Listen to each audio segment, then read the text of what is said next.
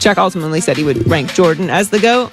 But I do think Kobe is disrespected in that conversation. Yeah, I do too. He's very much overlooked. And I think what always hurt Kobe is his game really looked a lot like Jordan's.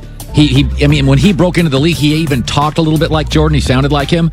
And so anytime you're like something light, like Pepsi and Pepsi Light, you don't get credit. LeBron's game doesn't even look like Jordan at all. No. Yeah, Kareem's game doesn't look like Shaq's game.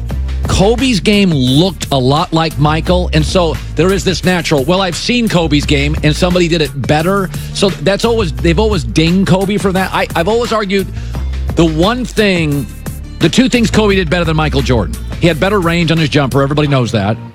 And Kobe didn't have stock moves. Kobe was the great painter, the great artist. He'd come down the court. He was the best tough shot maker I've ever seen in basketball. Jordan had about 3 stock moves that he relied on in big spots, and he mastered them. Kobe is the Phil Mickelson of golf. Michael's Tiger. Phil's still an all-timer. Phil won a bunch of tournaments. Phil is great. Phil's a better tough shot maker than Tiger. But he, in their primes, it's Tiger and it's MJ. It's really interesting. I think it might have to do with a little bit of Lakers hate too, that Kobe doesn't get put into that conversation because, the Lakers are a traditional franchise and have championships before Kobe. Right. But I don't like the idea that they bring in the people that were there playing, like, oh, we won him with Shaq and he won him with Gasol. Like, everyone wants to bring up that Jordan didn't win anything until he got Pippen. LeBron needed help.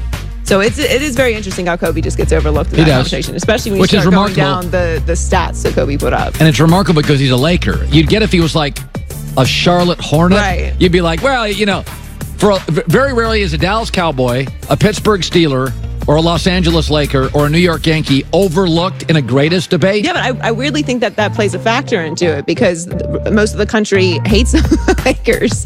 So, we're not going to even give Kobe that nod. Yeah. Joy with the news. Well, that's the news. And thanks for stopping by. The Herd Lie News. So Sean Payton, it's been a bad week for New Orleans. Sean Payton yesterday apparently wore some shirt that was kind of mocking the NFL commissioner. Sean Payton publicly talked yesterday, first time I've heard him talk, in regards to the call against the Rams. Little pity party for the Saints here. It was a bad call, and so Sean Payton talked. Here's Sean Payton yesterday. I'm back to the ice cream and the Netflix, and there's a point where you just, that things aren't changing, and then, you get wrapped up in a new series, a new episode, and it comes back again, and then you get wrapped up in a new series, a new episode. By the way, find me a sport that hasn't had a major officiating controversy. Golden State Cavs a couple of years ago. The reason the Cavs won is Draymond Green got suspended. Anybody watch the Red Sox and the Astros, home run, no home run, American League Championship Series? Dustin Johnson lost a golf major. You may have recalled that with a controversial officiating decision. In the NHL, there's Brett Hull in the crease. In college football, Ohio State, Miami, pass interference, no pass interference. Look it up, Google the World Cup, hand of God. You do get officiating controversy is part of sports. 85 World Series, Sacramento Kings Lakers series, New Orleans. Let me remind you, you're not alone. You're just now officially on the list with the Miami Hurricanes, with Dustin Johnson, the hand of God, the St. Louis Cardinals, the Golden State Warriors, Draymond Green, Brett Hull in the crease. You're just on the list now. You're not special. And frankly, Saints, you had a unique situation to win the game where you got hosed.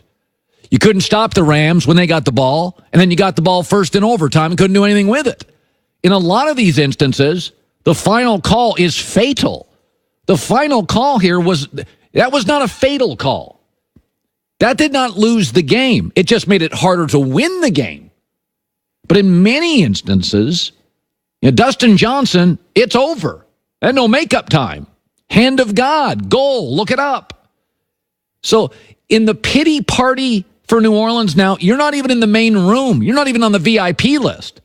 A lot of people in a lot of sports have been hosed far more than you, and it was often a fatal blow. You didn't lose because of this, just made it harder. But you couldn't stop the Rams when they got the ball, and you got the ball first in overtime. I mean, that doesn't mean it was a good call. I'm not arguing that. I'm in no way arguing that it was a good call. But just look up Brett Hull in the crease. Go Google hand of God. Google Dustin Johnson loses major / controversy. Draymond suspended, Cavs win the title. Miami Hurricanes, Ohio State. Controversial national championship call. You're just on the list. I mean, and in the big pity party, in that party, you're not even in the VIP room. That wasn't a fatal blow, just made it harder. Red Sox, Altuve, Astros. Let's go to Greg Olson via the Coward Global Satellite Network. 12 NFL seasons, 3-time Pro Bowler. My guess is he's going to end up in the Hall of Fame, and he's also, if he wants to quit, he's going to have multiple networks bidding for his rights as a broadcaster. Greg, it's good to see you again. I want to throw something out, and you tell me it's an advantage. So the New England Patriots, Stephon Gilmore, played for 4 years in a row with Robert Woods of the Rams, knows every move. The Patriots faced Robert Woods for years. The Patriots, by the way, had Brandon Cook for a year. They know his strengths and weaknesses. The Patriots had Aqib Talib for 2 years.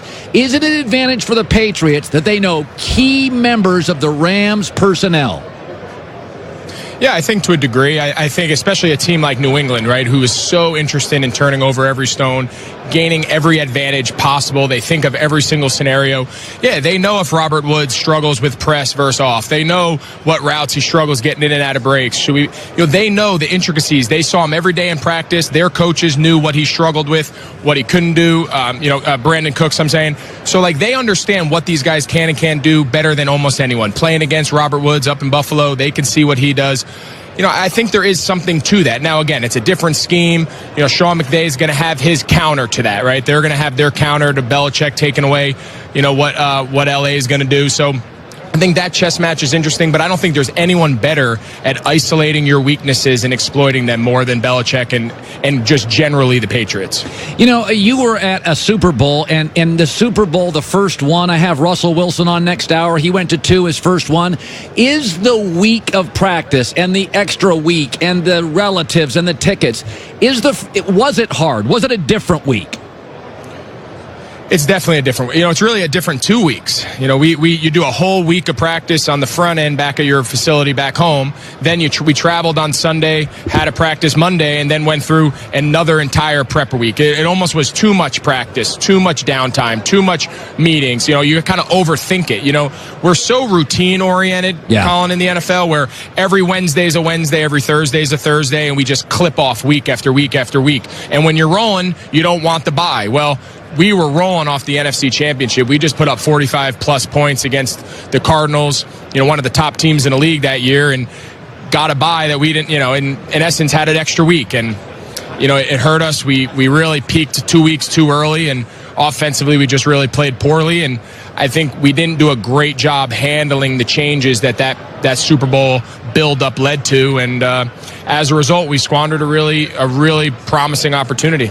Are you, or how surprised are you that the Rams got Talib and Marcus Peters and Ndamukong Suh and Dante Fowler, guys who had either underachieved, guys who had at times had a little baggage here and there, and yet it's worked, Greg?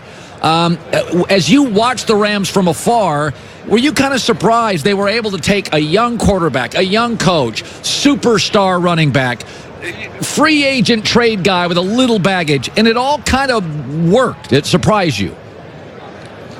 I didn't know a lot about Sean McVay, coming from his background with Washington, and got that job. I think everyone had the same reaction.